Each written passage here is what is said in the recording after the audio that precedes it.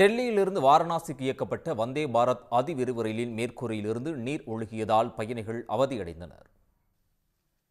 அண்மையில் டெல்லியிலிருந்து வாரணாசிக்கு சென்ற வந்தே பாரத் ரயிலின் மேற்கூரையிலிருந்து தண்ணீர் சொட்ட சொட்ட விழுந்தது. இதனை ரயிலில் பயணித்த பயணிகள் தங்களது செல்போனில் வீடியோவாக பதிவு செய்து வடக்கு ரயில்வேயின் அதிகாரப்பூர்வ எக்ஸ் தள கணக்கை டேக் செய்து புகார் அளித்து தங்களது கோபத்தையும் விரக்தியையும் வெளிப்படுத்தினர். நாட்டின் சிறந்த பயணிகள் ரயில்களில் ஒன்றாக கூறப்படும் வந்தே பாரத் ரயிலின் தரத்தை பாருங்கள் என்றும், அதிக கட்டணம் வசூலிக்கப்படும் வந்தே பாரத் ரயில் சேவை மோசமாக இருப்பதாகவும் பயணிகள் குற்றஞ்சாட்டியுள்ளனர். இது தொடர்பான வீடியோ காட்சிகள் சமூக வலைதளங்களில் வைரலாகி வருகிறது.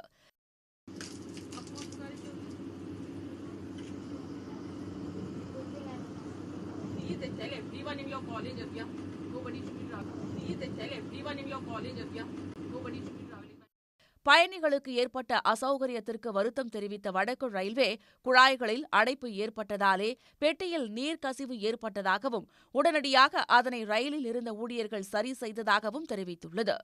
உடனுக்குடன் செய்திகளை தெரிந்து கொள்ள சன் நியூஸ் பெல் ஐகானை கிளிக் பண்ணுங்க.